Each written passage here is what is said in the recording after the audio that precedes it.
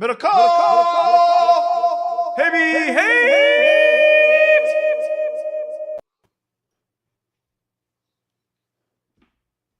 What's up, everybody? Welcome.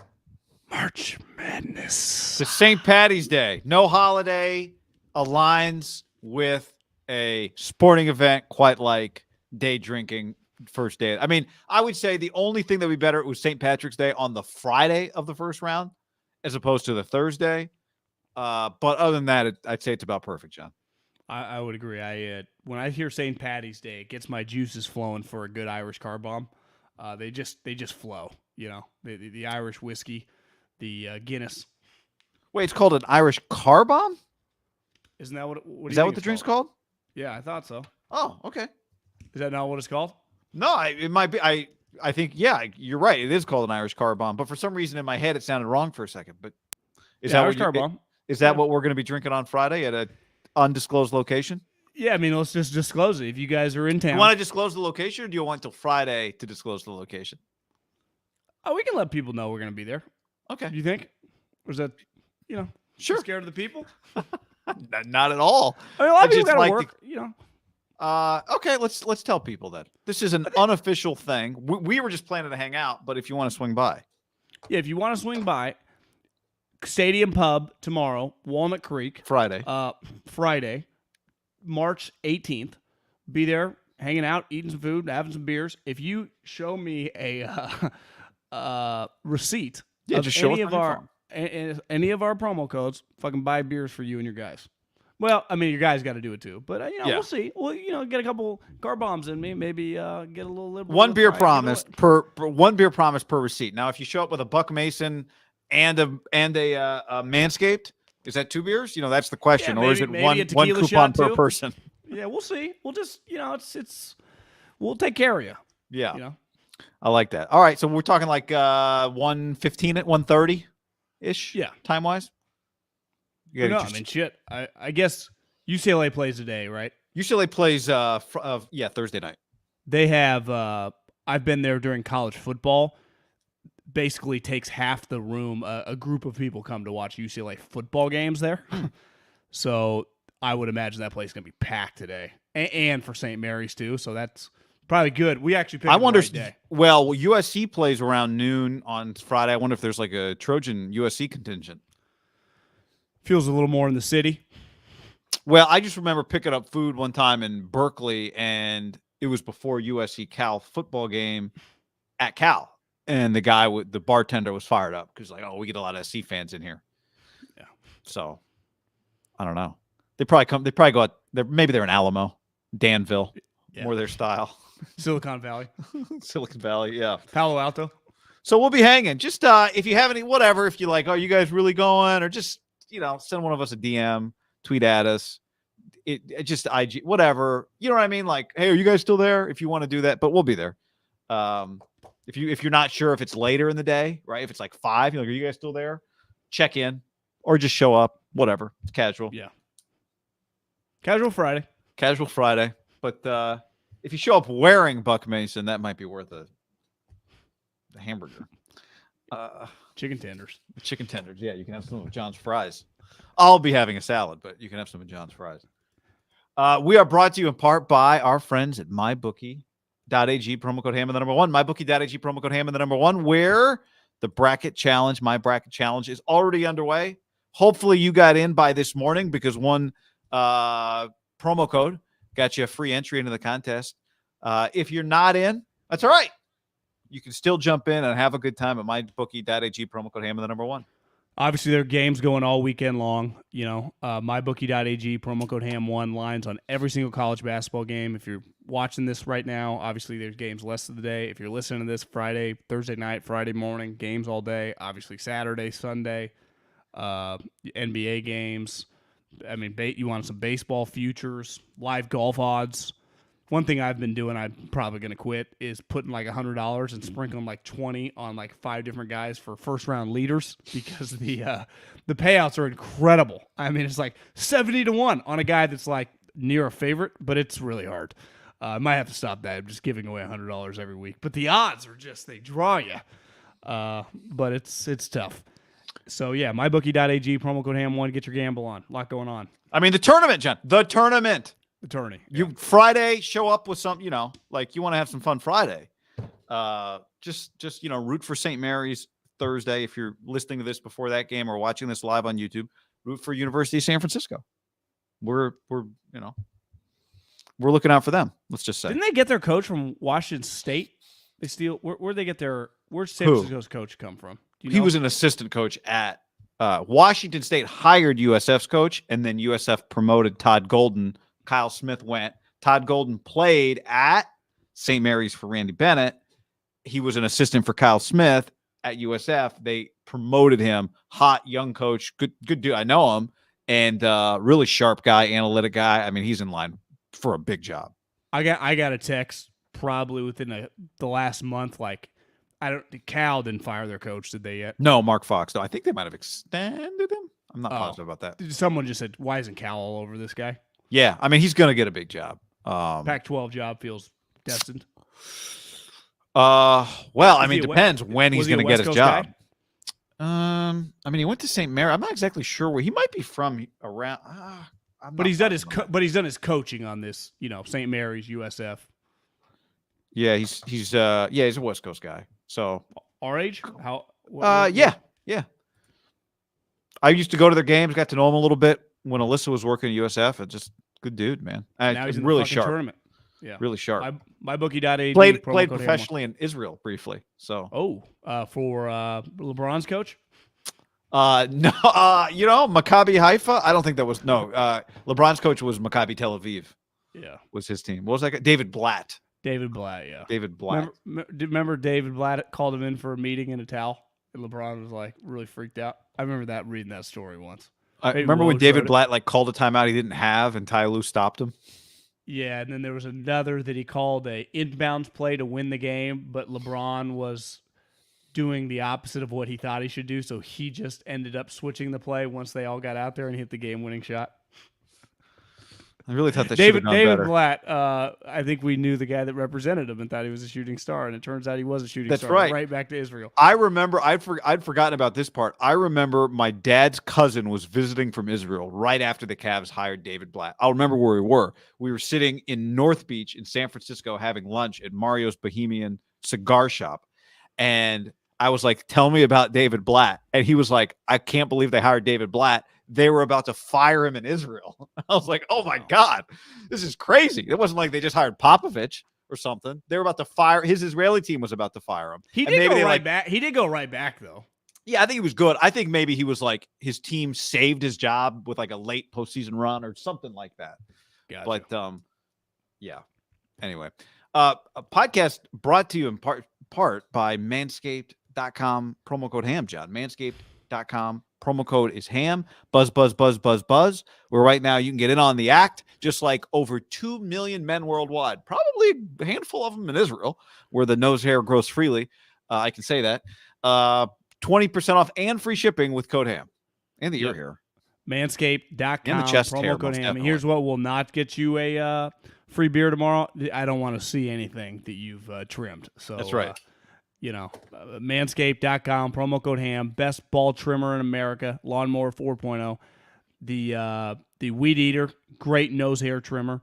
They have, shampoo, conditioner, body wash, body deodorant. They got it all, guy. The travel bag for the toiletries. Mm-hmm. You put your toiletries in there on the move, so you can look like an NBA player just walking through, just walking around with that thing. Phone charger in your other hand. Lawnmower 4.0 also has the ability to turn on the 4000K LED spotlight on and off, so you are getting a precise shave. Plus, wireless charging, baby. Game changer. Wireless charging. And the Lawnmower 4.0 trimmer is waterproof, so you can groom in the shower. Don't have to worry about making a mess on the bathroom floor. And like John said, get the nose hairs as well. Whatever it is you get, the engineering team has successfully created the top tier performer. 20% off, free shipping, code HAM at manscaped.com. No one wants to end up in a hairy situation. So promo code HAM. Unlock your confidence and always use the right tools for the job with the code HAM at manscaped.com. 20% off and free shipping. Do it. Do it. All right. So Where do we begin? You know, we were going to start with Jimmy. Let's flip flop. Baker is the news of the moment. Can we start with you? Okay with that? You don't 'Cause want Baker to then leads to Jimmy. break down Dodger lineup with Freddie Freeman? We could break down the Dodger lineup with Freddie Freeman. I mean, it's scary. I'll tell you this. There are some.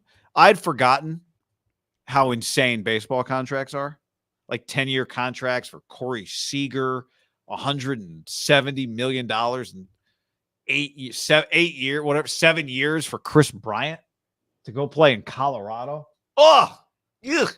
I do not blame Chris Bryant one bit, John. Go get your money, but holy shit. Like you played for the Cubs. You already won his World Series. Cool. Did he win an MVP? I think he might have. Yeah, so, I get it. Now it's just money-making time, but I can't imagine. The good news for him is there's no way the Rockies keep him for the full length of this contract. But I can't imagine, man, like living out the rest of my career playing for the Rockies. 4-time All-Star, World Series champion, NL MVP, NL Rookie of the Year. Like, it's, really time. He's 30 years old. Totally. Just get as much money as possible. I get it. Like, and it's easy to be like, oh, they offered him 170. Somebody else offered him 130. Why don't you just take that? I mean, it's $40 million. Let's just say. I don't even know if somebody else offered him that. But it's like, all right, doing this one for my children. Going to play for the Rockies. I was joking. I was joking around a little bit about Freddie Freeman, but I got one quick take before obviously people come here for the Baker take. I do think the Braves. Did you see Anthopoulos, their GM, kind of cried? He was being interviewed and got emotional about Freddie Freeman. They made the right move. The guy they got is more than 5 years younger, and he's on a 7-year contract. Like, Freddie Freeman is going to be 33 years old. Like, it is. What the hell's the difference between the two players? I think they hit a home run making that move. The A's, I didn't even realize. I forgot. Are the Blue Jays good? Like, is Chapman? I saw Vlad's kid was like, last year was the trailer. Get ready, fellas. Like, goddamn. Yeah, Blue Jays might be in the World Series. I mean, it could be the Braves versus the World Series versus the Blue Jays, right? And the Braves just won it. They just added Matt Olson. Blue Jays or Dodgers Blue Jays? I'm saying Braves Blue Jays. The great thing about the Dodgers getting their lineup the way it is and becoming so good is that it does make them. It's hard to root against them because they win a lot, but it does make for a great villain. Villain's not even the word. Just for us, like, you just have to watch them all the time. And then if they lose, it's like watching Russell airball by 9 feet. So I'm glad they signed Jock Peterson. Giants signed Jock Peterson. Yeah. I know, it's pretty cool. That is cool. That is pretty cool. I think it's possible. Now, look, I think, like you said, Matt Olson might win an MVP in the next 2 years. I think he's going to hit 50 bombs next year. It's also very possible he never has the career that Freddie Freeman has, right? It's just, that's possible. It's just hard for it to, but they've got every reason to think that he will. Now, he's from there and Freddie's from LA and whatever. It worked out for everybody. They did have to trade for him. They had to trade for him, right, as opposed to just money, but whatever. What are prospects? Yeah, I'd say historically getting sweet players for prospects is a pretty no-brainer, right? Especially younger guys that you can extend. I mean, Matt Olson, 2 of the last 3 years, he's hit over 35 home runs. Yeah, and that's in a place that's hard to hit home runs. It's cold. It's big. Atlanta, it's warm. And honestly, the 2020 year, I forgot they played 60 games. He had 14, so he would have hit 35 plus. Like, he's gonna be a stud. Yeah, bombs away.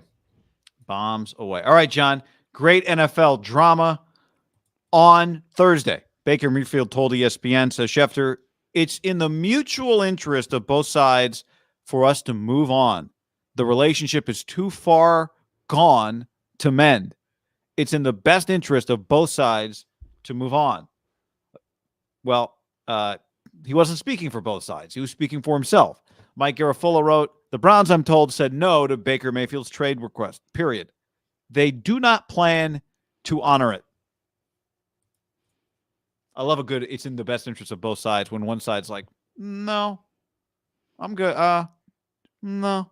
It's in the best interest for us to divorce and me to take half. And the other side's like, no, I don't think it is. When you're a kid and you always want like Burger King or McDonald's when you're driving by it and your mom just says no like 99% of the time. It's like, yeah, you can request something all the time. And if you're not in control, your request is completely meaningless. I actually saw a good meme the other day. It's like, my mom never had any money from McDonald's when I was a kid. Now she has unlimited cash for my own children. You know, it's like spoiling their grandkids, taking them to McDonald's. But I screwed up the sequence of the words were really funny, but I messed that up. But ultimately, like Baker, to me, this just adds to the Jimmy buzz for them because he is a complete pain in their ass. Complete. Like, hey, Baker, they talked to Deshaun Watson, like, who is dramatically better than you. I had the thought that I wonder when you're, you know, there was, I just think anytime you're a walk-on and you had to walk on twice, there's a chip on your shoulder, and humility might be the wrong word, but there's just like. Wait, was he a walk-on when he went to Oklahoma, or did he transfer for a scholarship? Walked on to Oklahoma. So left. Bob Stoops did not know he was on campus. Gotcha. And I mean, I think they scallied him fast, but at first he had to walk on to the program like he did at Texas Tech. So typically with that guy, there's a little humility, but then think of what happened. He gets drafted number 1 overall.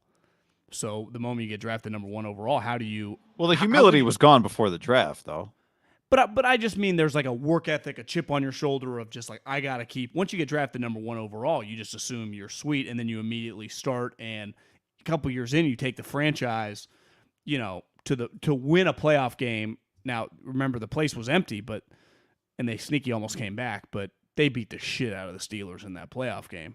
So this guy just thinks he's on a completely different level, but the problem is he was not good this year. He got hurt, and he's kind of surly. He's not, you know, when I see Lamar Jackson or Justin Herbert or Patrick Mahomes, they feel like they make people smile. This guy feels very angry. Like there's just like a little, you know, the little chihuahuas that are always like barking. You know, little dogs always have just a big bark. It's like, shut up. You know, it's not always the Rottweilers barking. It's so you go on a walk, it's always the little dogs like biting at your ankles. It's like, Baker, just be quiet. Just shut up. And it's clearly struggling to do that. Like, one thing I will give Jimmy a shitload of credit, he never says anything dumb. You know, and you could argue, I mean, Baker's season 2 years ago is better than any season Jimmy had statistically, but you know, this to me puts Jimmy in their sights because, like, how would you want this pain in the ass around? Like, he's not good enough to, like, let's just try to work on mending fences. Like, if that happens, that's because they weren't able to get anyone else. Like, you don't spend effort mending fences when you don't care, respect, or even want the guy, right? Right. I also think that in Cleveland's mind, there's no fences to mend. It's Baker has to mature. There's a difference between mending fences and you have to mature. Right. Sometimes your boss criticizes you, and then what happens? They tell you how you need to get better. That's not mending fences. That's them as the boss telling you as the employee, you have to perform better and you have to act differently. Like Baker, first of all, the adult in the room thing, I think that's about as deep as you can cut a quarterback. Like, you can say his arm sucks. You can say he's not mobile. You can say that, or saying a guy isn't smart and can't process. I'd say are like the two worst things you could say about a quarterback. Kid doesn't see it and is not an adult in the room. And those are two very different criticisms. But is not an adult in the room is as bad as it gets because quarterbacks are bred to be the leaders. They are the de facto leaders. Like, as quarterbacks, people look at you as the leader before you've earned it, and you get every opportunity to earn it. If you're a left guard and you're the leader, like, you get a lot of credit because you earned that shit from day one. No one was like, oh, here comes the left guard, but he's going to give us a team speech. Like, the quarterback gets to talk at the end of the coach's post-game speech, even if people don't love him, because it's just like kind of what the quarterback does. Yeah. So you get that benefit of the doubt as the from the beginning, from day one. Baker walks in, people like, all right, Baker, like, yeah, anything you want to say, Baker, at the end of this meeting? So you get to start with everybody's attention, and it's your job just not to screw it up. And so this whole like mend fences thing it's not how it works, man. They think you need to change. And his history does not say he's about to change. His statement definitely does not say he's about to hear the criticism, learn from it, and grow. Get a little humility and grow. No. Like, they still want him gone. The idea, they declined his trade request, but it doesn't mean they don't want to replace him. Like they might get rid of him, but it's not because that's what he wants. It's going to be because they can't upgrade. But I think they should be and I bet they are pretty concerned about bringing him back into that locker room because they think he's bad in the locker room. And the best thing he has going for him if he wants to be traded is that he can act worse, and he probably will, right? That's, I think he tends to be there's two ways to go. There's a fork in the road. Either you get more defiant or you change. And it doesn't feel, I mean, it's March 17th. I doubt we're going to see Baker change his whole life outlook here in the next 3 months. Yeah, I think it's over. So they are a great spot for Jimmy because keep in mind, this coincides with the fact that the Browns are out of the Deshaun race. But I do think this. I think that, by the time you're listening to this, you might know where he's going. But if he chooses Atlanta, I think the Browns would be heavily in, like with the Colts, all over Matt Ryan. Right? Yeah. I think Matt Ryan would be in play for both those two. I think those teams all their chips would be in the middle of the table to get Matt Ryan. Right? Financially, I'm not Parag here. I know. Yeah, the only question I would have is Cleveland's front office do they think they can get like almost Matt Ryan's production for way less money? Is there something from an analytic standpoint that they think he's not, worth the allotment? Yeah. But you're right. I agree with your statement. It's a sizable financial investment, and you'd be stuck. It becomes complicated, but you'd have to say that they would be interested, because the other thing with Matt Ryan, you're taking on some money, so it's not you're getting Matt Ryan for like a third. Now the thing is, all it takes is two teams bidding over him, right? We see that. So who knows? And then to me, the team that gets left out, Jimmy Garoppolo is just in play. And it feels the Colts would be more inclined to do that. Like you said, they do value statistics, numbers. I think, Jimmy is a true, I can bounce in a year. I can draft another guy. I can make a move to get another guy, do whatever. But I think the analytical guys, the thing they value the most, having wiggle room. Yeah. Not being tied to anything. I think you see that in basketball, or definitely in baseball. And I think in football, I think Howie's really good at this, structuring contracts so he's never tied for too long. Now, ideally, you don't care once you have Josh Allen, right, Mahomes, Aaron Rodgers, Russell. Like, you'll just be tied. But I'd say every other position, even the high-end guys, like ultimately, like Trent Williams' contract, if the Niners could have got that number down, like they would have. You just always want to have wiggle room. You never want to be tied, even with your best players. Now, the best players, Khalil Max and the Bosas and the Myles Garretts, they just have more leverage. But beside quarterback, and especially for a non-top flight quarterback, like ultimately Baker, if he was just healthy, like they would be playing this year on $18 million. Right? If he was just a good guy, like he'd be a great value. If he could just give them, like he did 2 years ago, 26-8, like they would fucking love that. Carr or Jimmy, like having a quarterback, a serviceable guy that can be your starting quarterback on a playoff team making $18 to $24 million, as we've seen, is the best deal in sports, right? The rookie quarterback, which lasts for a small amount of time. But like that to me, beside the rookie quarterback, that next sweet spot really was Derek and Jimmy, right? Their numbers, because they were starting quarterbacks for playoff teams nowhere near the mid to high 30s. So that gave that team several extra players that the other team just did not have. And the rookie quarterback, I mean, they've, since the new CBA, like you've always had an advantage there. But once you sign that contract extension, it just, we're going to see it this offseason, right, with Stafford, whenever Rodgers' number becomes official. I mean, these numbers are astronomical, right? You're talking $48-50 million a year.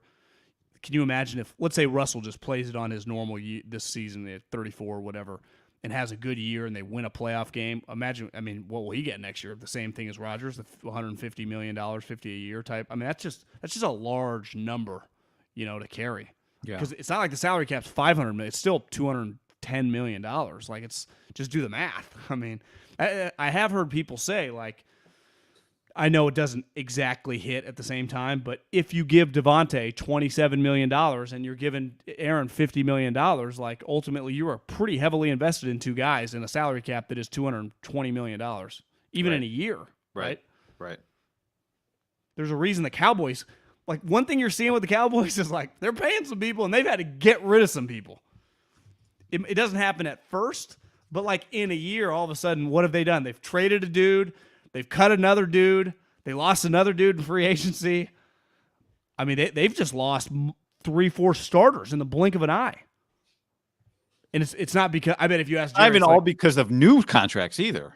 Yeah, it's just like, well, Dak's cap number gets bigger. We fucking got to carry Zeke. Tyron Smith still makes a ton. Zach Martin. We just got fucking expensive players. I mean, La'el Collins is gone. Yeah, to me, he's going to be a media starter somewhere next year. There could be a mini bidding war for him. I think, by the way, Jimmy makes sense for Cleveland in a sense a little more than Matt Ryan, although you could argue this for both teams. Part of it is you don't know what your next move is, so you want to be prepared that your next move might take 2 years. You know what I mean? Like Jimmy, I think, could more likely be your quarterback for 2 years in Cleveland than Matt Ryan. Like if you get Jimmy, I think the coaches and GMs are going to value Matt Ryan more than me, you, and most fans, right? If you can figure we think he's closer to retirement than they do. But just they're going to value things that if you just sit on your couch and watch a random Falcons game, you're like, this is unwatchable. Well, Evan on the stream says, would the Niners then be interested in Matt Ryan? I mean, 100%. He just makes too much money. Would Kyle take Matt Ryan over Jimmy Garoppolo? 1,000%. But no, we're not talking about Jimmy Garoppolo. We're talking about Trey. Would Kyle go to Matt Ryan over Trey Lance? I think if he could figure out the finances, which I'm not sure they can, he would, yes. Don't you? I'm not as sure that he would. I'm not as sure that he would. I think, he walked a tightrope last year, and we'll talk about Jimmy. He's going to walk a tightrope. The tightrope is gone once you commit to one quarterback and you only have one quarterback in the building. Easier. Jimmy's the incumbent. He's there. You bring in Matt Ryan, that would be like, God, you really not bringing Trey? Like that conversation just would be hard to stomach. Yeah, it would surprise me. But I probably shouldn't be surprised by it. I mean, we just had a year play out where, they went out of their way to stick with it. Was going to take their season being over, and Kyle has said as much, for them to go to Trey Lance. So has anything changed since the end of last season, the beginning of this season?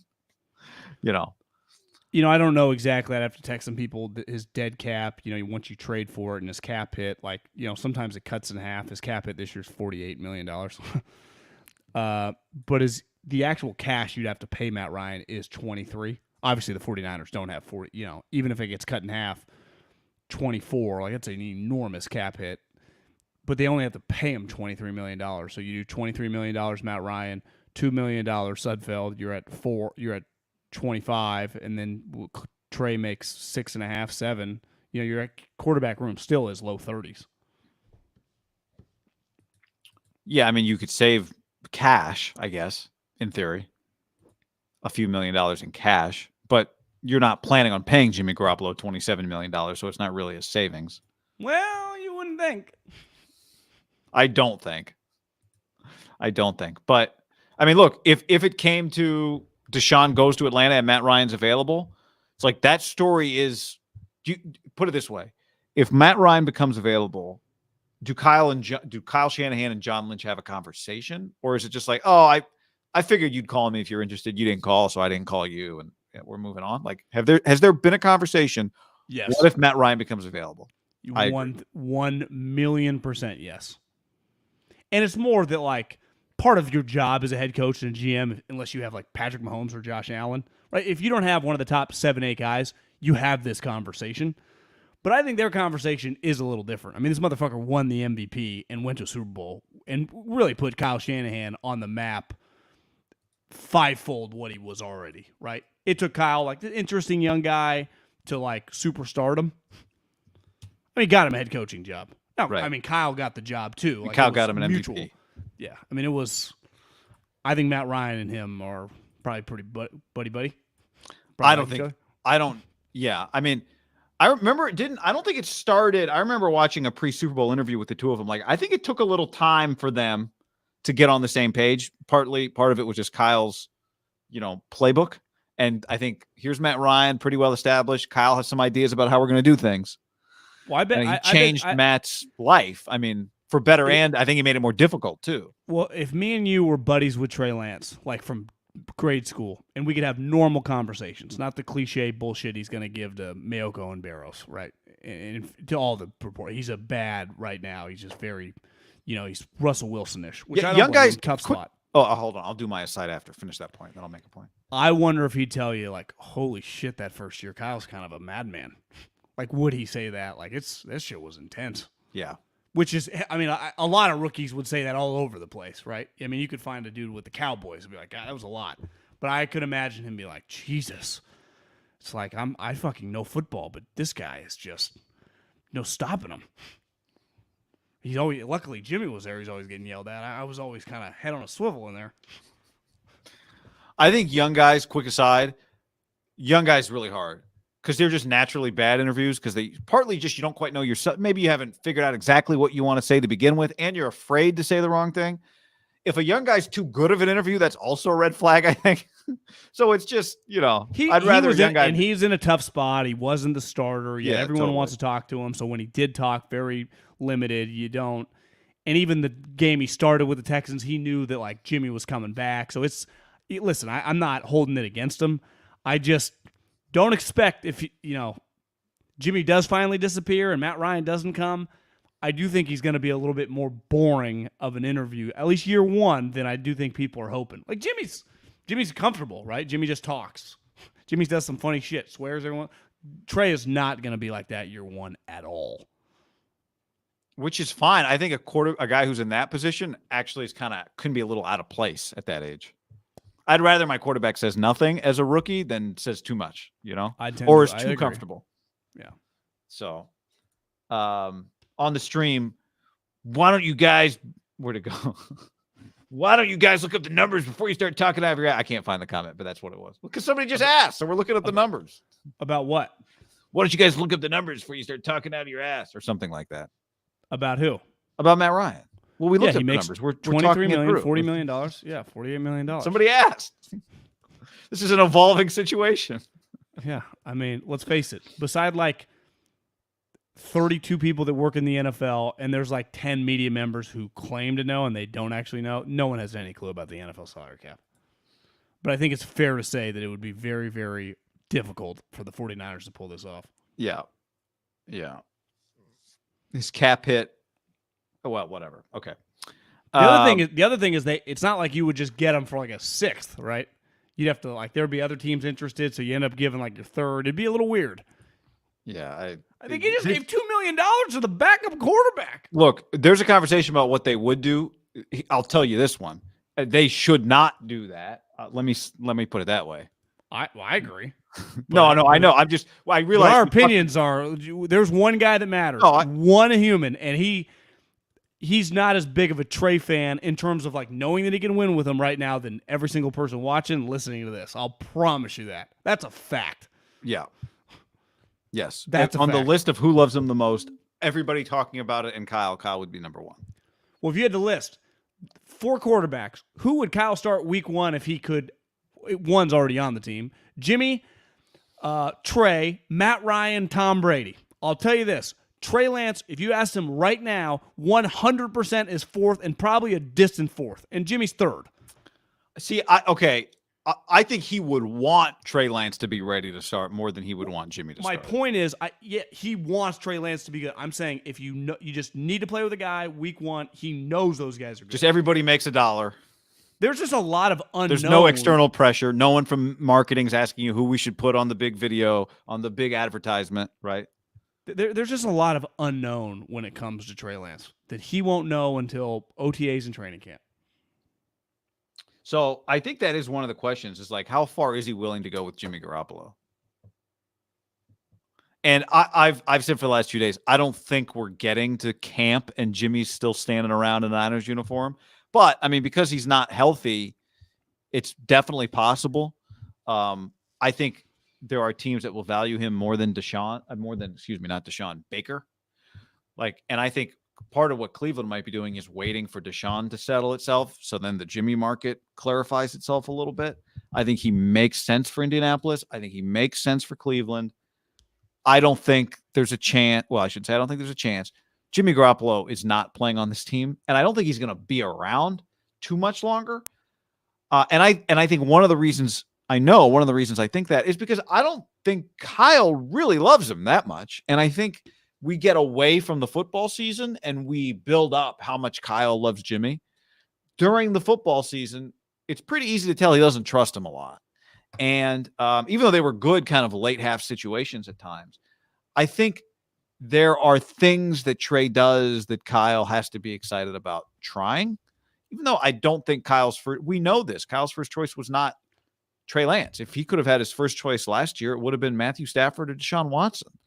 So I don't think he's in a rush to get to Trey, but I think the reason Jimmy plays every game last year is more a reflection of Trey than it is that Kyle loves Jimmy Garoppolo. Yeah, I mean, I do think that he just wants to win, and he's comfortable playing that way, of just being tight with Jimmy and thinking he can win and overcome it, because he has now twice, right? 2 separate years. Yeah. I am not of the mind that Jimmy is a lock. Like Kyle could be. If you told me Kyle wanted to keep him, like if there just aren't any offers, like instead of cutting him, you could convince me that fast. Rather just have 2 quarterbacks. Trey still doesn't make anything. Now I think that would be bad football wise. Like it'd create controversy. Like what do you do? Have an open competition? Trey's still the backup. Well, no, but I mean, to me it's on the table now. Like because he can't throw, are they holding him out? Are they going to trade him till the draft and just wait to see like who doesn't get quarterbacks and what? Like this is not a lock. Like even if Deshaun moves. I mean, the Colts just don't have a quarterback right now. They just traded Wentz. I mean, we're Thursday. Like, free agency's basically over. Like, it's just randoms. And they just don't have a quarterback? Like, just don't have a quarterback. The Saints do not have a quarterback. And some of these teams just, like, I'll give the Steelers credit. They were like, we're not just going to have this unknown going for days. Like, I don't know how they actually feel about Mitch. I mean, their number tells you it all. But, like, we just need someone. So we can just go to bed every night knowing, like, we have a starting quarterback. Is he great? Of course not, but we have one. Like, Colts, what are you going to do? Like, ultimately, if Jimmy goes somewhere else, what the fuck are they going to do? So maybe that's where the Niners feel they got the advantage. Like, okay, we'll just let it keep going. These people, how are you sleeping at night? Because say what you want about the Commanders. Everyone's making fun of his yellow blazer, which I give Carson some credit. Like, he's just trying to endear himself to the people, right? You can't. That's a custom. That was a quick custom. You can't buy that off the rack, I would guess. Well, Carson's got some cash. I give like Ron Rivera and Jack Del Rio and that whole crew goes to sleep at night knowing they have a starting quarterback. Like they sleep better right now. Say this than Chris Ballard, right? Yeah. Yep. And even Stefanski. Well, maybe. I mean, Ballard might be sitting there going, "Those idiots have no idea what they're in for," right? In Washington. Yeah, maybe, but. Yeah, but it's not like Ballard has a guy on his team. It's not like he's like, well, if I have to, I'll play with Jacob Eason. Like, we know he's not doing that. Well, right? I think Jacob Eason's on Seattle. Yeah, he's not on their team. But I'm just saying, like, he doesn't even have that guy. Like, well, I'll give my 3rd rounder from last year a shot then. Like, he's not doing that. No. But I think just you kind of made the case there. Like, look at all these teams who are in no man's land right now. Someone's gotta want Jimmy Garoppolo. I just think that it's full gone going. They're playing poker, and we're going to see how, like, does the river flop their way or does it not? Like, ultimately, we're going to get an answer on this, and I think it's going to be fascinating. They're either going to get a lot of credit or people are going to be like, what the fuck? I don't see much in between. I think there's definitely in between. There's always in between. Just kind of a, Jimmy got traded. Let's go live. What did they get? A 4th. Okay. Cool. What is that not in between? To me, that's just like, yeah, maybe that is because you didn't get fucked, but you're not getting credit for that. No, you're not getting credit, but ultimately the season's going to kick off on whatever date it is against whoever it is, and there's a 98.5% chance Trey Lance is their quarterback, and all this is a distant memory. Like, well, I'll give you one. What if Chandler Jones has like 8 sacks next year through 10 games, and you're like, well, you could have fucking used that money on him. You know, they needed pass rushers, and there are guys that maybe they're sitting there going, no, we weren't going to do that. Well, that's what you don't know. But I mean, we can all do the deals that they could have done, and maybe if it would have been that, maybe they would have done something else with Jimmy by now. If they felt like they were injuring their, that's the part you don't know. It's like if they felt like we need Chandler Jones. Let's get this Jimmy trade done. Well, ultimately, it's as long as Jimmy's on the roster, wasn't even available. Well, I mean, he's available if you go, okay, we want Chandler Jones more than we don't want to cut Jimmy. Let's get Chandler Jones and cut Jimmy, or trade Jimmy for a 7th and move on. See, that's where it feels like they are too dead set on the value bullshit that, like, the Rams, hell, the Bills yesterday, they're just thinking winning. The Niners are, listen, but it's out of character. But it'd be out of character for them, even if Jimmy was off the roster, for them to sign Chandler Jones or Von Miller. Yeah, I mean, they just operate very prudently, which is their prerogative, a lot like the Patriots did for 20 years. The difference is the Patriots fucking were racking up Super Bowls. You know, you just lost in the NFC Championship game, which is good. And well, we're talking about two different things. We're talking about what they should be doing versus what they would have done. And I'm just saying, even with $27 million available, if they had signed Chandler Jones, we would have been talking about how the Niners are acting out of their normal behavior. I guess my ultimate point is, how many teams in the NFL would still have Jimmy Garoppolo on their roster right now? Feels like a small percentage. Feels very small. I think they're an outlier in this situation. I feel very confident saying that. Whether it's just removing that money so you can just do stuff. Because ultimately, unless you, like, to me, there is, I mean, would it shock you if the head coach was like, yeah, I'll just bring them both to training camp? Again, shock isn't the word, but I do think we forget how Kyle Shanahan, even though you're right, you make a good counterpoint that he's comfortable playing that way, but I don't think he likes it.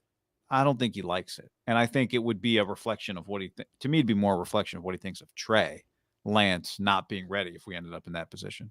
And there's a difference, right, between, you're saying Jimmy in camp and on the football field, or just Jimmy still on the roster when camp rolls around? Well, if camp rolls around, he's still on the roster. We're ready to tell him not to come. Like, what the hell are you doing? Like, that would be a disaster. That'd be an embarrassment. Like, that's Browns level shit to me. You're doing stuff like that.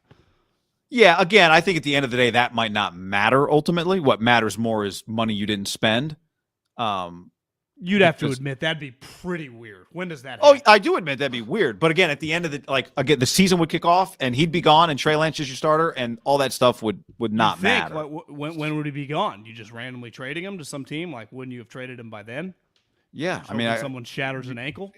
No, you would hope. I'm just saying this idea that like Jimmy just being around makes it an untenable situation for Trey Lance. I don't agree with that. No, I didn't say if he can come around. I said if they tell him not to show up, like that would be weird. That's what I mean. Yeah, I mean that would be weird. Him being there would be weird. Like him being around would be weird in any context. Not being there or being there. Him being there after everyone kind of agreed, like he's gone. Well, he gave a goodbye speech. Yeah, well, so did Baker.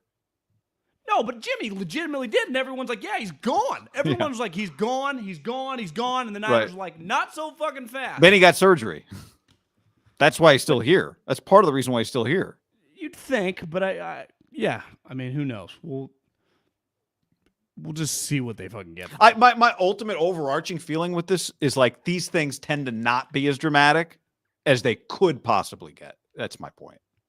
Like, yeah, Baker, they just there were some sweet players that they could have signed, a couple guys that they would have, that immediate impact guys, and they didn't have the money to do it because Jimmy was on their team.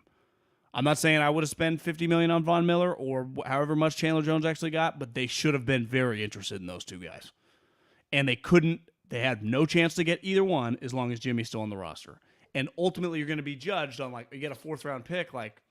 But they made a choice when Jimmy was still on the roster. And so the money for Chandler Jones or Von Miller wasn't available. That was them making a choice that we'd rather have this than that, right? That wasn't them going, oh, my God, I wish we had Chandler. We can't get him. That was them making a choice. We'd rather have this than that. Exactly. And you get judged on the choices you make, right? Yeah, but I mean, they might have made the choice. We'd rather have nothing. We'd rather not spend that money than have Chandler Jones. That's my point. It's like we don't know what choice they would have made. And we just know their history is they don't generally do that. I know, we were talking about earlier the week, the teams they're competing against fucking spending money left and right. Yeah, but again, that's the way it's been. That is the way, like they have competed operating differently than the Rams do. They've competed with the Rams operating differently than the Rams. Now the Rams have a ring. They don't. Yeah. That's the goal here. Well, of course. But that doesn't mean a lot of teams operate like the Rams and don't get rings. Like it doesn't guarantee you anything. I know, but it's different because the Rams and you are like directly competing to, Like they're your competition, right? They're in your division. No And the doubt. Bucs are operating like this too. And hell, the Packers kind of are now too. Like the big dogs. We talked about this yesterday or a couple days ago. Like, There's a difference with those three teams. They have their quarterbacks. Yeah, I mean, but just the prudent operation, like, Belichick got a lot of credit for it because he kept racking up rings. It's just, I understand people being like, what the fuck is going on? Now, ultimately, like you said, once it's ultimately the trigger's pulled, I just think a 4th-round pick, people are going to be like, what is? I think it's just not going to matter. It's the only thing that matters here, really. That, like, if we talk about what really matters, the only thing that really matters here is can Trey Lance play? Because you're not winning anything if he can't play, no matter how many guys you sign. For sure. Well, it's, because Jimmy played shitty and they were able to win some games, the better your team is, you can overcome, obviously, Super Bowl and stuff. Yeah, I'm not talking about is Trey Lance Patrick Mahomes. I'm just saying, can he be a functioning starting NFL quarterback? Yeah. Can he be as good as Jimmy Garoppolo? Like I just think that's the starting point. My overall take on this is just been a little weird. And sometimes, and listen, they are smart. I think fucking Kyle's a stud head coach. I think John's a stud. Fucking Parag is a genius. But you don't get fucking a reach around on everything. Like, to me, this is just something's, I don't know. It's just weird. I understand people thinking like, what the fuck? So do I. They had a plan. This is not their plan. No. There's no debate. This is not their plan. There's no way in hell this is their plan. Yeah, did Jimmy be on the team March 17th? Yeah, there's no chance this is their plan. I'm not debating that. I'm just saying between, like, there is an end game where this whole waiting period that feels weird doesn't matter. That's my point. And I don't know. It might be terrible. I don't know. But that's my point, is I think right now when you don't sign guys, that's the way everyone reacts every year in free agency. Is what the hell are you guys doing? Yeah, for sure. And when teams don't do, and you love, and anytime your team I'm just talking like a couple Rams, guys. I'm not talking random dudes. I'm just talking some pass rushers that are immediately could have helped. Especially one guy in your division that you could have easily paid with Jimmy's money. If I said you got which rid guy? of Jimmy, They were both from their division. Yeah, I mean, not Vaughn. Chandler. But if you could have got Chandler Jones for, 25, 30 guaranteed, whatever he got, and had him and Ward, you would have been like, fuck, they just improved their offense already stacked in terms of they got playmakers on the team, right? They need more impact guys. Need to help the offensive line. Well, they drafted a guy last year and drafted more guys. Jimmy's Jimmy's just dead weight right now. Yeah. For a John, 4th-round pick. Somebody on the question, Will asked, are you guys wearing matching Buck Mason hoodies? Yes. Not intentionally, though. We didn't plan it. Just I'm wearing mine every day. Or some Buck Mason every day, as John is. I don't know if I'll have any. Do I have enough Buck Mason I've been loyal left? this week. I've just put it on every day. I know, but it's not. It's because it's comfortable. We love it. Buckmason.com/ham. You get a free T-shirt with anything you order, which includes a T-shirt. So you get a T-shirt, you can get another T-shirt for the price of for free on the house, on Ham. Buckmason.com/ham. It's easy to promote it because I was wearing it before they paid me. Yeah, how do you beat it? Haberman Middlekauff listeners, free T-shirt, buckmason.com/ham. I ordered a bunch of T-shirts, some V-necks, sweatshirt is sweet. You were wearing that button-up shirt yesterday, long sleeve. I got a button-up short sleeve, fits fantastic. They got good stuff, man. They got high-level stuff. Can't recommend it enough. Just go to buckmason.com/ham, and then just start looking around. See what you want, see what you get, and then you'll just get a free T-shirt on the house. No big deal. Thank us later. Very simple. You're going to love it. If you want the Pima, get the Pima. I think the Pima cotton is fantastic because it's very comfortable, but also you can like dress it up. I'd say the Slub tee is a little more casual, but very light and kind of airy, and also very comfortable. The hoodies are fantastic. We're both wearing them. I love them. Not too heavy, not too light. Can put a jacket over. Can keep you warm in a cool temp. Great for around the house or just going out, whatever. Look good, feel good. And like John said, they got a bunch of other stuff too. So buckmason.com/ham. Highly recommend. High quality. Once you try it, it'll become your go-to. Head over to buckmason.com/ham. Get a free tee with your first order. That's buckmason.com/ham to get a free T-shirt with your first order. Buckmason.com/ham. People have been DMing us photos of their orders. And we've got a few people that have had Buck Mason before, and we're pretty fired up that Buck Mason is back on. Ali says Buck Mason needs to restock on some medium hoodies. Well, let me help you make a decision here. What hoodie are we looking for? What color are we looking for? Let's go medium, because I'm wearing the navy, which I think is a great color. John is wearing the black, which I think is also a great color. Fantastic. Right now, the green, I like the green. Let me see on the black hoodie that John's got on. Available in medium. There's a faded black. I don't have that one. That's available in medium. This is the navy, available in medium. What color do you want? The natural, available in medium. Gotta be careful with those comments, guys. Sometimes the Flint gray, available in medium. There to get you fired up. What's the problem here? Not telling the truth, guy. All right, John, you said, speaking of be careful with the comments, so true or false? See, you got to be very, very careful. No, Ben also says it. Let's go to the internet. Going to the internet right now as we speak. Deshaun Watson is expected to waive. Is this a real person? Sports Talk ATL. Deshaun Watson expected to go to Atlanta per source. Yeah, see. Sports Talk Jake. No Schefter, no rap sheet. Pump the brakes, people. There's got to be a second one. If that one if that's real, then I would say Schefter or rap sheet is coming in the next 35 seconds, right? Yeah. Charging down. Refresh. Eagles cut Fletcher Cox. Not what I was looking for. Yes. Sports Talk ATL Jake was from 4 minutes ago. Chief Operations Officer and producer at Sports Talk ATL. So it's not a fake account, but it may also not be true. Now we'll apologize to Sports Talk ATL Jake if he nailed it. I'm sure that's getting retweeted all over the place. Refresh. I think a lot of people just think he's going there. That's my take on why that person says that. Did you see the deleted Kyle Pitts tweet? You mean the one where he was talking about like his high school buddy joining the team? That one? He went to high school with Casey Hayward? Oh, I don't know. It was just like eye emojis. Then he's like, "Oh, Casey Hayward." This is what are you guys talking about? I sound like the old guy, but reacting to Twitter stuff that's not just like, it's like, oh, I can't do it. And I get people like it, and maybe I'm just an outdated dinosaur. But it's like everyone's like, Kyle Pitts. It's like, oh my God, this is just exhausting. But again, I'm not as big a Twitter guy as like. Well, no, I think people react to it because they think it means something. That's why. Well, I know, but I don't think they think all it's the fun. fucking time, and 99% it means nothing. Well, I know, but people don't react to it because I think it's fun that Kyle Pitts misled them. They react to it because we're waiting on the edge of our seat.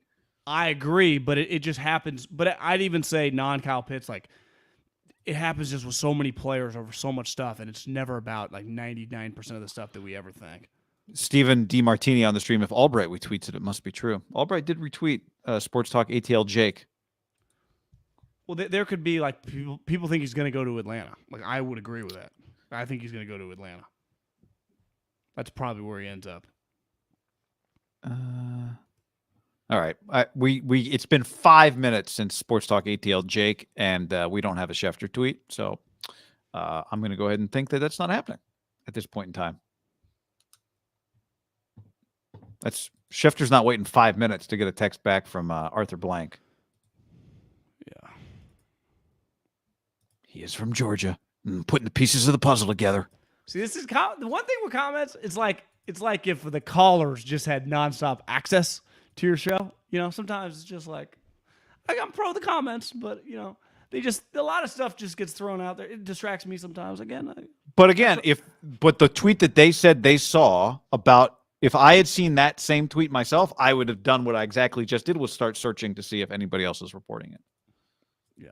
But so that, to me, like that one right there is a help. You would see immediately, though, because of the big dogs would be all over it. That'd be my take. Like we've all been on Twitter long enough to know, like. But I wasn't on Twitter. I saw the comment. I went to Twitter. I know. I'm not saying you. I'm just saying in general. Like, we could play this game with fucking all day long. It always happens with a little guy. They always throwing their name out there, and sometimes they're right, and sometimes they're wrong. It can't happen where the local guy, just somebody, they're like, you know what it is? It's like he works for the radio station. Somebody on the Falcons was like, press conference at 3. It's like, oh shit. You know what I mean? Sometimes they can break a big story, right? I agree. They know a little something. Like the boss called me in. We're doing a website redesign to announce The Deshaun Watson arrival, and that's how you know. Like it's like the car. That's I think that's probably how like TMZ photogs find out stuff, right? It's people like that. So, Eli Apple's returning to Cincinnati. Schefter has tweeted. All right. We were talking about the Rams. Speaking of big moves, John, this is a big move. 46 million dollars, $46.5 million, $30.7 million guaranteed for Allen Robinson. So the Rams now have Cooper Kupp at 14.8 mil, Robert Woods at 13.5 mil, new dad Van Jefferson, and I guess you just break this contract up into 3 years, $46.5 million, $15 million a year Allen Robinson. Not to mention some like random, Monday Night Football November return for Odell Beckham on the veterans minimum, maybe. Rams got better. I wonder if they even fuck with Odell Beckham now. To me, the reason they would bring him back, but you're right, it's hard. How are you going to throw him the ball? Like how are you getting on the ball? The reason you might bring him back on a vet minimum halfway through the year is just because maybe if you like him internally, I don't know. Robert Woods, you told me his contract, this is the last year of his deal, so maybe you bring vet minimum OBJ back, and then you use that money on Odell the next year. We sure Odell's signing a vet minimum contract, though? No, but I'm just saying, like, if Odell's not ready to come back until late October, he might just want to be in LA. To me, it's relationship-based there. He was in Cleveland, and it was bad. I mean, one thing about Odell, I don't think he's a lock to play this season. Like, he did tear his ACL in the middle of February, Yeah. He did. It would happen in the Super Bowl. I think they signed this guy twofold. One, they need, Odell might just, even if they did re-sign him, might never play a snap next year. Kupp is a stud. He's not going anywhere. Woods coming off an ACL. Now, that happened right the day after they signed Odell, so he'll probably be back, but, like, he's a free agent. This guy's just good. This guy had back-to-back seasons with Mitch Trubisky, caught 200 balls. I think it was like 102, 98, and I think 17, maybe it was 13, 6 and 7, maybe 17. I wrote down 17, but now thinking about it, I think it was 6 and 7. This guy can play. I just text a buddy that's been around him. He said, like, think a little bit lesser Keenan Allen. Like, he's not like some speed demon. Yeah, it was so he had 200 catches and 13 touchdowns in 19 and 20. That's pretty productive. That is. He's a big body. He can high point the ball. And remember, wanted out and then stayed. I mean, this is part of what I'm talking about with the Niners. Like, like the Patriots were able to act like the Patriots because they kept winning. Like the Rams, I mean, they just are aggressive with good players. That's the other thing. The Rams aren't just doing reckless shit. I mean, they consistently go after good players. Good players. Really good players. Like Allen Robinson, like every team would want him. Now, for what price? But that's what we're talking about. We start nitpicking money.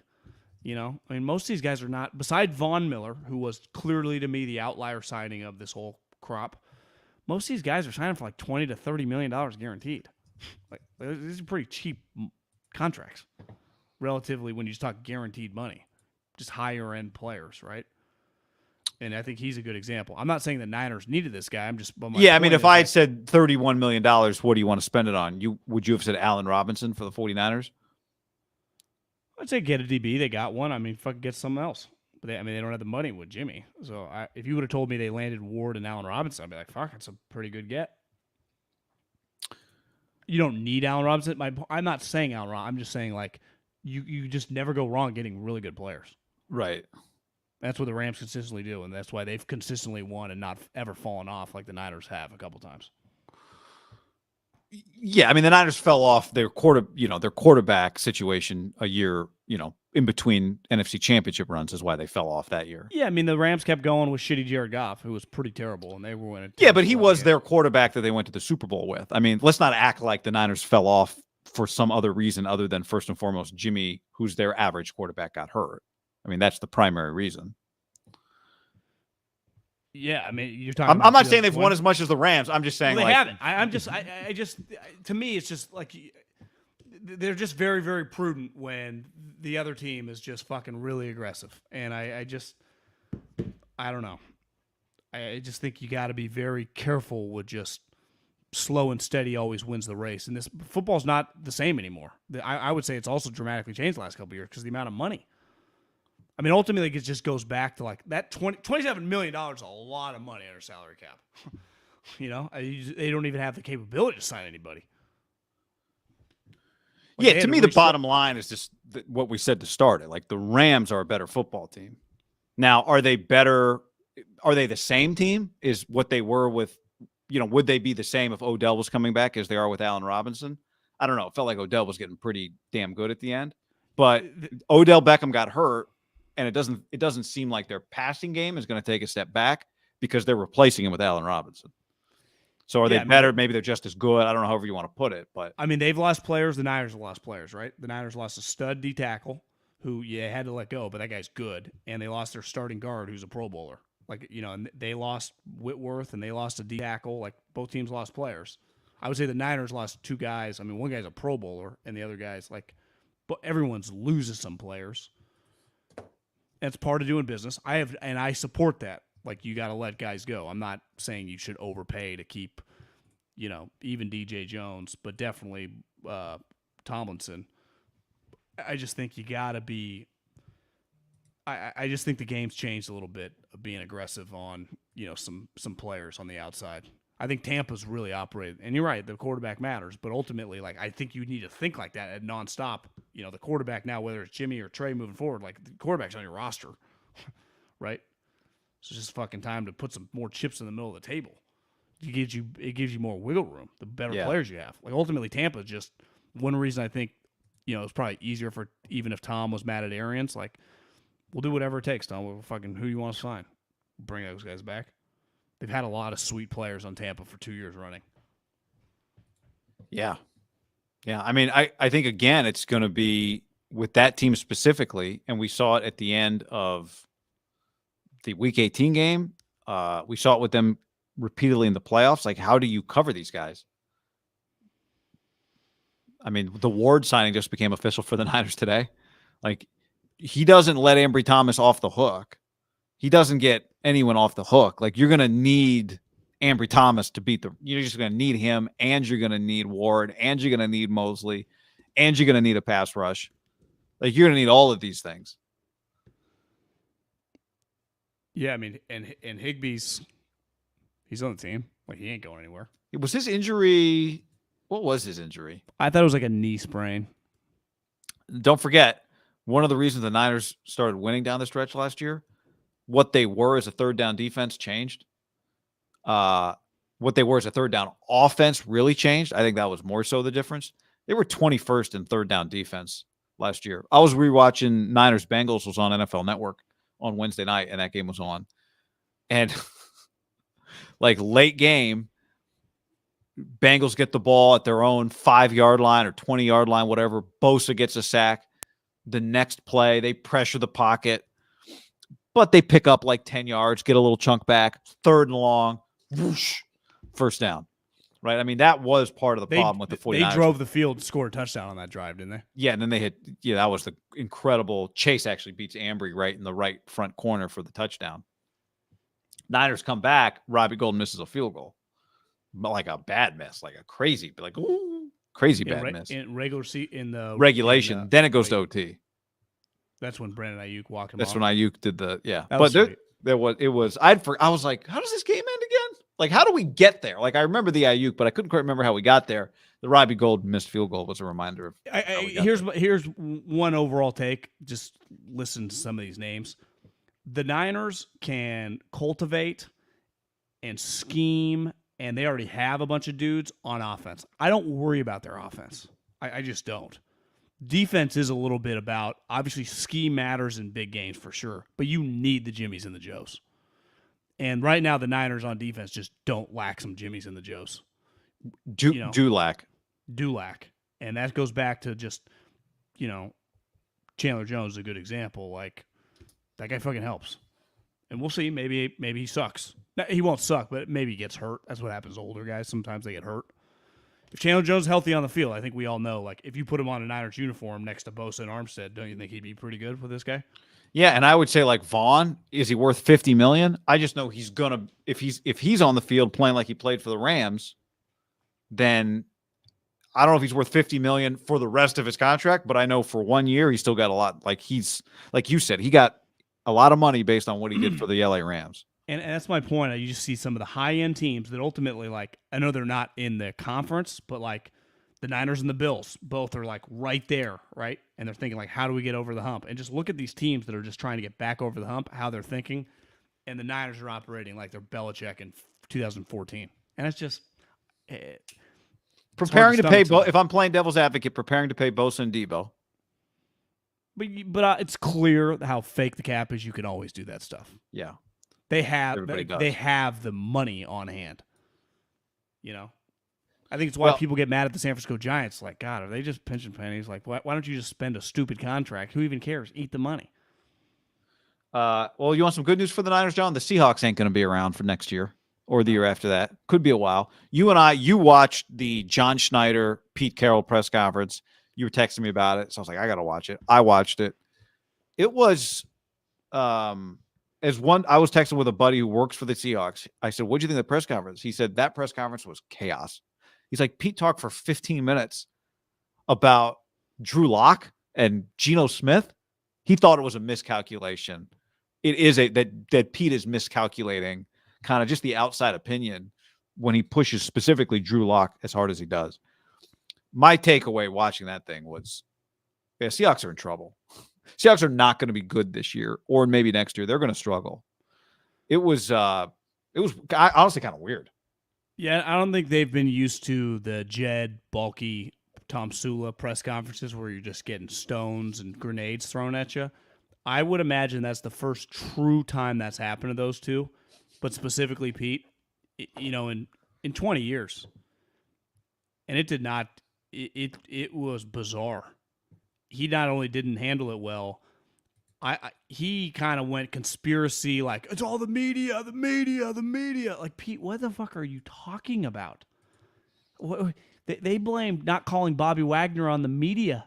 It's like, Pete, he doesn't have an agent. And that's what the reporter like, well, didn't you guys?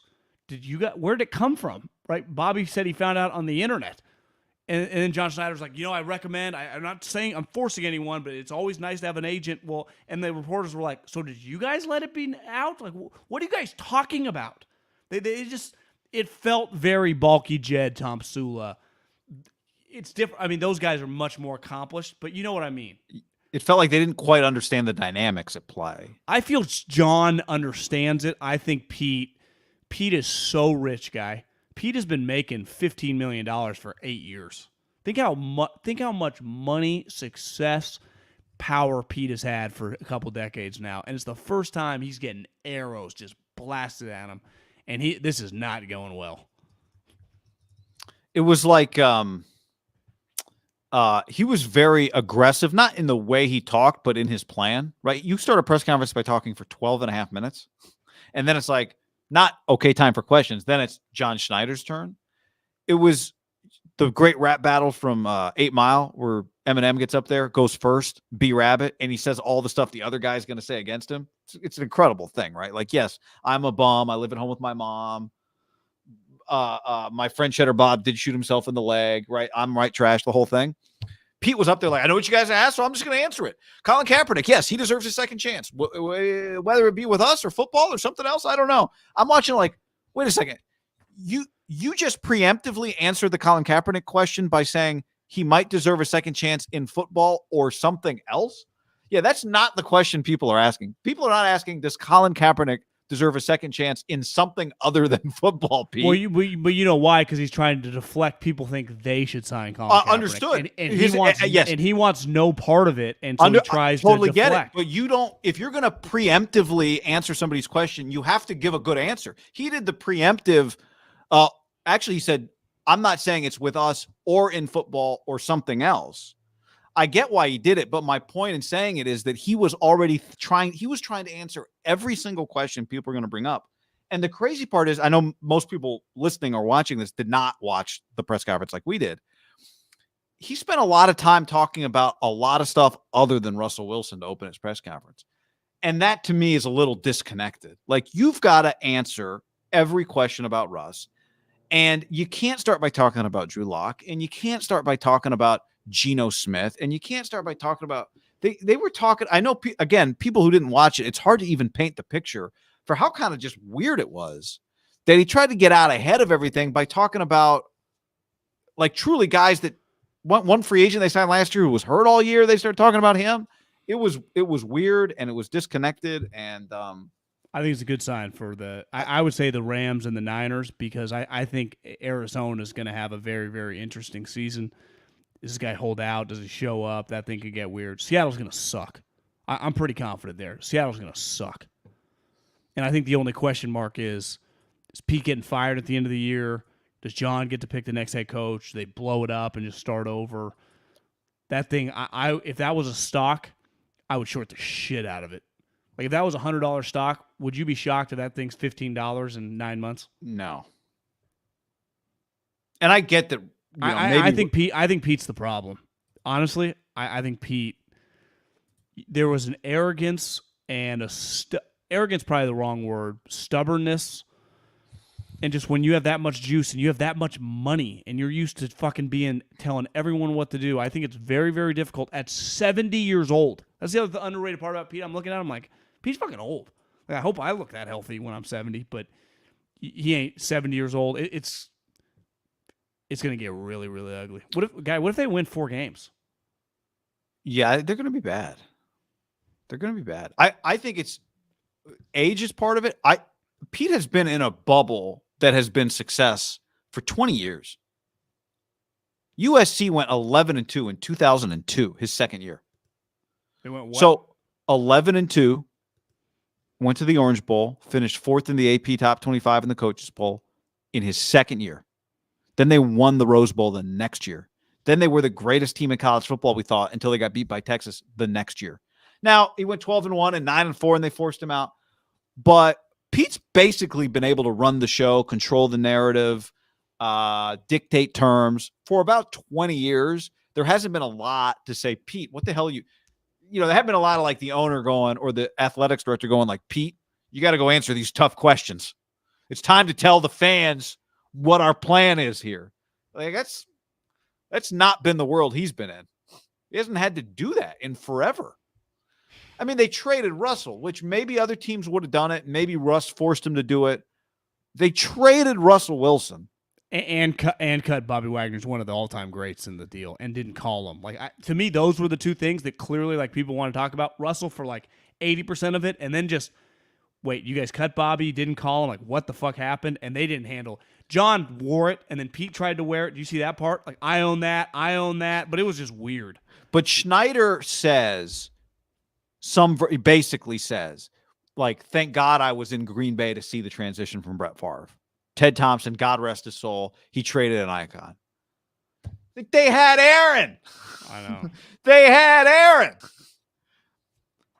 It's going to change real fast. Like, you can say Drew Lock, we liked him all you want. Well, what happens when you're 1-5? I just think Russell's going to win this transaction pretty heavily. Well, heavily, the key word. I mean, I think he needs to drop a few. Well, he's been in Cabo, watching film. Hey, John, he looked like that during the season. He looked a little heavy during the season. Once you get to your, I think I was the fattest I've ever been from like 33 to 35. That was, and then you have to, just because you don't quite realize your metabolism's changed. Well, and it's only you looking at yourself, you don't quite realize it, but then you look back at some pictures. I mean, I was like, oh my God, I was fat as shit. And it's just, you don't realize your metabolism change. You have to change your diet. They say like diet is, whatever the percentage is really high. I don't think that's necessarily true for, a lot of people. If you're active in your 20s, I do think for the majority of people, there is a heavy transition in the 30s. I don't think bad diet. Yeah. At that point, I don't think bad diet can overcome good workout. It can in your 20s. Yeah. That's what I'm saying. What you're talking about like we all reach an age where bad diet cannot overcome active lifestyle. For most people. I think the overwhelming majority, it happens in their 30s. Some at like 31, some at 35, some at like 39. But I think that's when it happens. Yeah. Let Russ eat. And maybe it's happening maybe that's part of what's happening for us. But he's always been known as a workout guy, right? I know. And I actually saw the video of him like working out. He looked good. Just a little. You just noticed it a little. He looked good in that video that he put out when he was on vacation with Ciara, Yes. a lot better than the video. You watched him yesterday in the suit that looked like. Did he have to get a new suit because he wouldn't fit? To me, his face looked fat. Just a little bigger, just a little. And again, like, a small amount of weight can sometimes you just see it. How about the part of his press conference, by the way, as an aside, Russ's press conference, where he's like, the Colorado Rockies were great to me. I'm like, wait a second. Did the Rockies draft him initially, or were the Rockies part of the fake baseball career that he had? Remember when he went to camp with the Rangers? That was the Yankees. I thought the Yankees and Rangers were fake. I think he got the drafted Rockies by the was Rockies. real.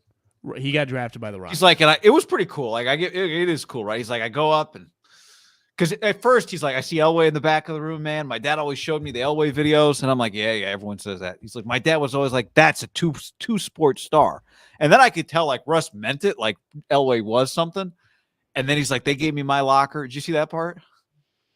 He's like, I'm between like Tulowitzki and Todd. It wouldn't have been Todd Walker. Who was he between? He started naming great Rockies. Like they gave me a locker, and it makes sense how high was he drafted by them? Like he was kind of famous. 3rd round, maybe? Yeah. Anyway, they put his locker between like Tulowitzki and was Todd Helton. I think he might have said Todd Helton. Was Todd still around? Yeah. What if we Todd found out played that he was like lying 5 years about ago. like Todd Helton had retired before he was drafted? Like That's everyone something thinks no one would catch. that's something everyone thinks he was lying about is 13. Maybe it wasn't Helton. Helton could have been around. The other thing is sometimes guys come to spring training even if they're not still on the team. Was Russ in the league in 13? Yeah. Yeah. So he would have Rookie been was drafted. 12. So he definitely would have been drafted by the Rockies when Todd Helton was still there. I can't find what round he was drafted in on his wiki. A good spot for this is Russell Wilson Baseball Cube. He was a 4th round pick in the 2010 draft. I would imagine that his fame being a college quarterback, do most 4th rounders get to do that BP thing that he got to do? Isn't that a 1st round thing? Yeah. Well, it felt to me like did he go to a spring training with them? Or you think it was like that he was talking like they brought him out to the ballpark? Well, he said because he pointed at Mark Rogers, he's like, I'm going to play in that thing. And it was, the Bronco Stadium's next to Coors Who's Field. Mark Rogers? His agent. So he said he takes the BP. He's hitting it, and then okay. and then once the game starts, they put him, him and Mark Rogers basically behind home plate. And Mark Rogers like, how badass is it going to be when you play here? And Russell goes, Gotcha. I want to play over there, pointing at Mile High. So that team had Helton and Tulowitzki on it, and Cargo. He said Cargo. Carlos Gonzalez was on that team. Kind of sweet. DJ Reed to the Jets. Watson to the Rockies. Archie on the stream. Kyler has one more bad season. Is he moving to baseball? Why do people keep thinking anyone wants to go to the minor leagues and make he's never playing baseball? And you notice his Twitter avatar is like him at Oklahoma and him in an A's uniform? No. Oh, it's split. Yeah. All right, John. If you're listening on to the podcast and not watch, if you're watching the YouTube live, hit that like button. Podcast description down below. If you're listening to the podcast or you just want to go do it, leave us an iTunes review. There's not a dedicated mailbag this week, just like there wasn't last week, just because we're doing a lot of content. So we thought we would throw in a few mailbag questions at the end of this podcast as well. And actually, there was also a good YouTube comment I wanted to mention real quick.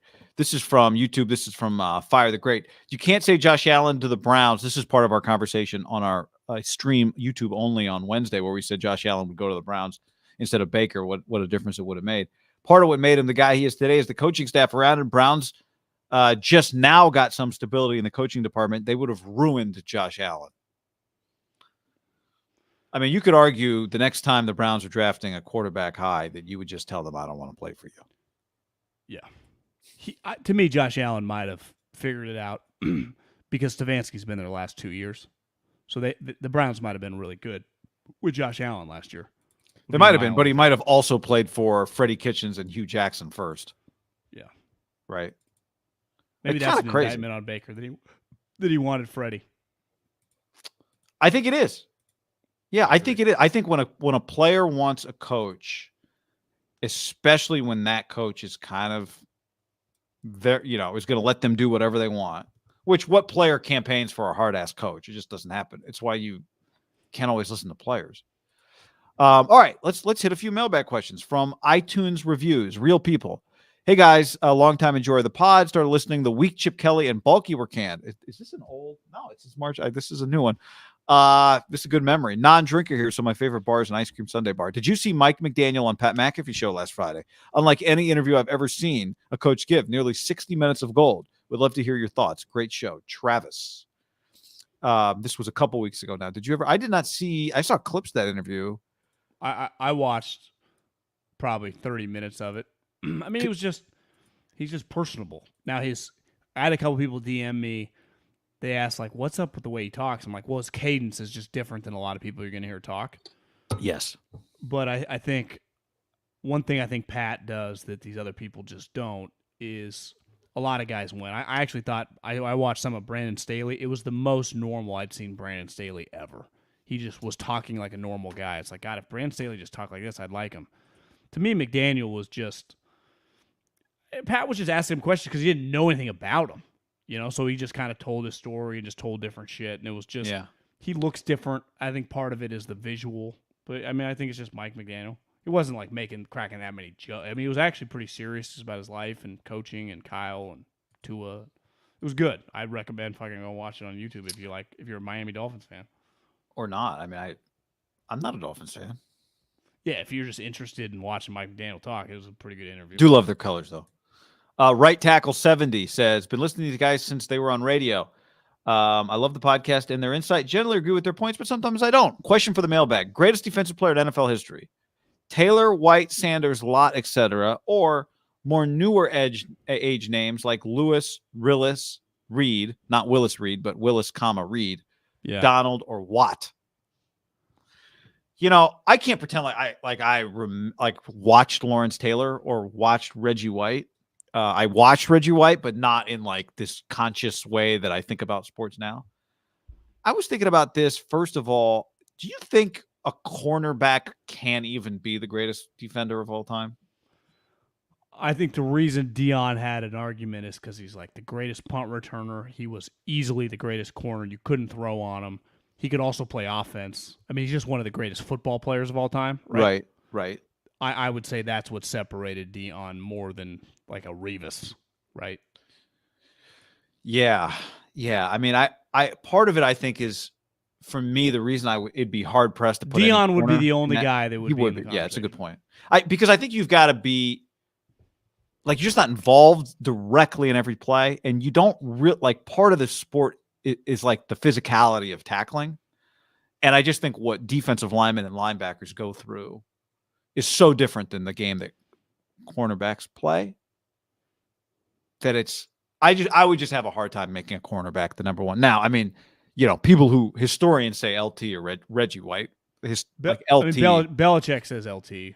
Now, he's a little biased because he did coach him. Yeah. I mean, the LT tape, when you watch it, it looks like modern football tape. That's the thing that would make me lean LT, right? I'd say, honestly, defensively, I mean, Ray Lewis is one of the greatest players of all time. Yeah. And Aaron Donald would probably have to throw his name in the hat now. Mailbag, Gilroy Boy, 408. Great bar, Aki in San Jose. Bisla's in Sacramento was cool before it closed down and the owner died. Have we read this one? I don't think so. No. Steve Young was 30 when he finally became the starter. Kurt Warner was 29. Will we ever see the old guy break into the league at quarterback, or are those days completely over? So much demand to play right away. If you don't become the starter within 3 years, you're a lifetime backup. Jordan Love on that trajectory. I mean, Matthew Stafford does not fit this bill. Sorry, I didn't even put this one up. Apologies. Matthew Stafford does not fit this bill, but having a resurgence at a later age. But did he? I mean, he's been in Pro Bowls and stuff before. He made $280 million. But he's finally winning. I mean, I just think, he's not like these guys. These guys. He made the playoffs 3 times, and he never won a playoff game. But he didn't make it into an AT&T commercial until this year. Why is that? Does he mean first year, like you start at 30 years old? Steve Young was 30 when he finally became the starter. Kurt Warner was 29. Will we ever see the old guy break into the league at quarterback, or are those days completely over? because everybody's going to get like Steve. It's like you would say with Steve, he just Steve wouldn't and have Kurt lasted Warner as a are backup that completely- long. Yeah, they're complete like Kurt Warner. Like they exist. There are Kurt Warners all over the league that just are bad, right? Like if I told you Peterman, probably be a bad example because he's kind of famous, not really famous, but people Infamous. know his name. Yeah. It'd be like if like a Nick Mullen. It's hard, right? It has to be a guy that you've never really heard of. All of a sudden start and then win an MVP. I would say What about Steve Young could happen again. Kurt Warner's never going to happen again. A guy who just can't start. He's just backing up. Yeah, playing in a minor league. But you'd even say like Steve Young if he was behind like Tom Brady or Patrick Mahomes or a really good player. Eventually, he just wouldn't last on the team that long. Well, part of the problem was that Steve, like you would just trade Steve for a 2. Like people thought Steve was a high draft pick. Steve was good. Like people thought highly of Steve. Which has happened a lot, right? Matt Schaub, Jimmy Garoppolo, like that player, the best backup in the league, team will just trade 2 2s for him. Yeah. If you think like this guy's a top 15 starter. If I told you right now there was a top 15 starter as a backup on someone's team, and that's just the way he was viewed, like the way Matt Schaub was in like 08 with Vic or Jimmy, what would the Colts trade for him right now? 2 2s? Sure. A 1. If they really thought he was that guy, they trade a 1. Kurt Warner, I would. You'd never say never, but it feels that's a kind of one-off NFL story in the history of the league. Yeah, he had a movie made about him. Yeah, it's pretty crazy. I mean, it's why I'll watch the USFL, John, just in case we see the next Hall of Famer. Lamar Jackson's backup, says Mike on the stream. Tyler Huntley, he could become a starter. But even like he's a good example of like, well, now he started some games. He looked kind of sweet. I wouldn't call him a huge star, but he was a pretty big deal in college, right? He was a starting quarterback for several years on a really good team. He was a big deal in his bubble. I don't think he was like a big deal in college football. Wasn't he one of the better players in the Pac-12? That's what I mean. In like the Pac-12, like he was one of the better quarterbacks in the league, but I don't think he was viewed as like. I don't think he was a college football story. Is that what you mean? Would he have been way more famous if he was equivalent at Utah at LSU? Yeah. Yeah. Which is what Jaden Daniels is going to try and prove. Cousins would have been that if RG3 worked out. Jordan Love, the next Kurt.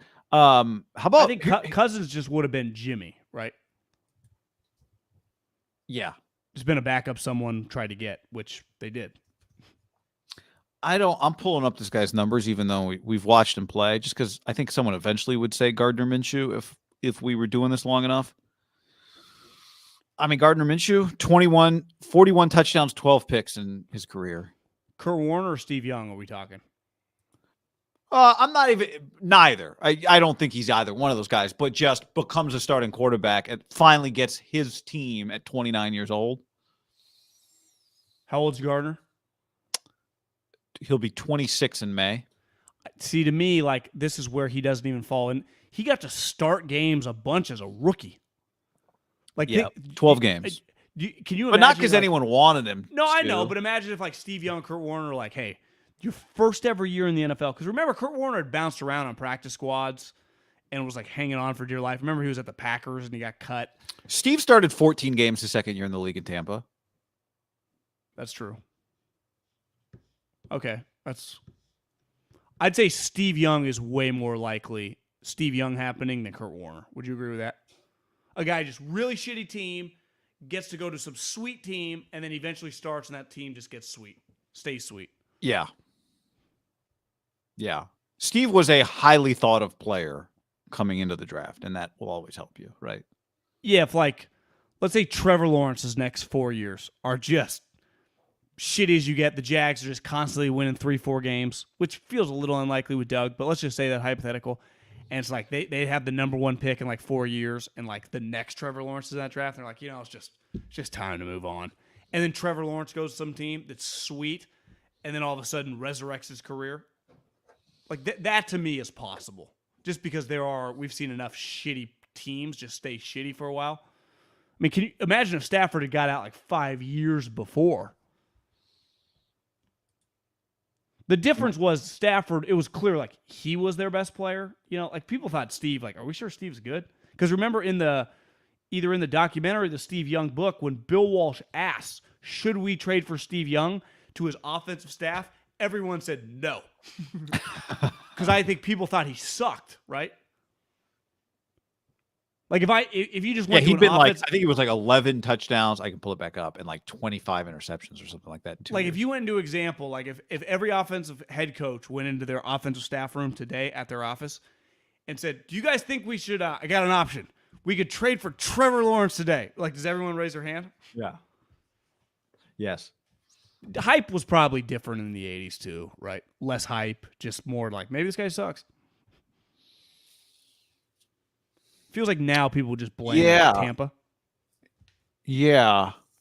Because there were only a couple teams even interested in Steve Young.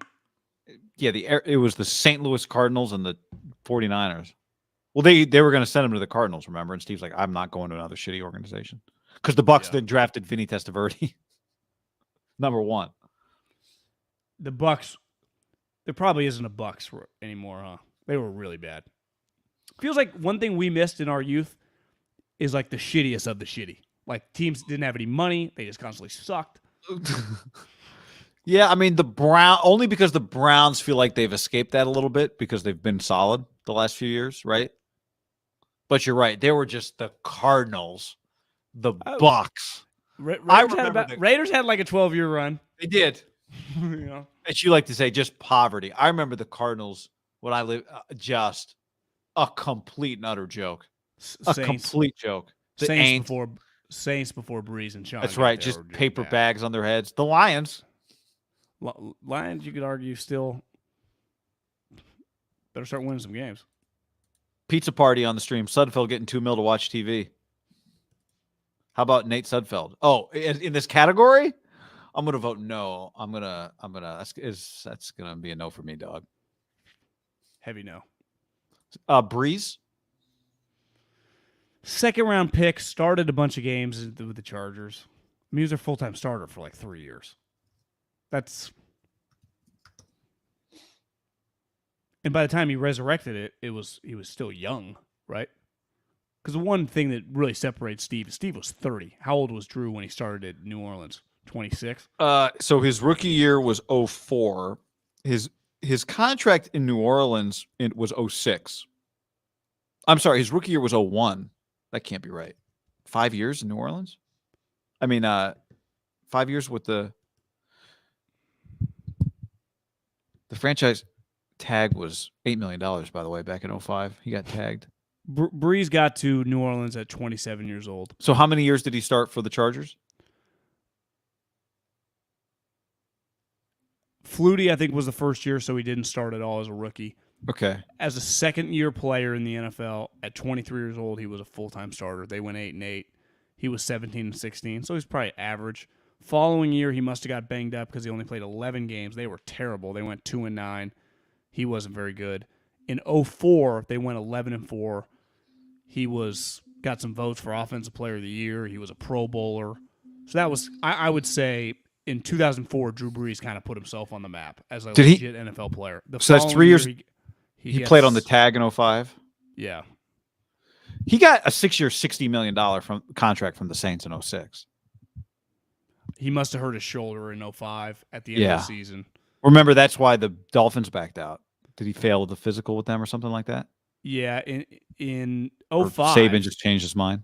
05, he was the full-time starter. They went 9-7. He threw 24 touchdowns. Like, he was a good player in his mid-20s in the NFL. You know? Back when 25 touchdowns was like, oh, nice year.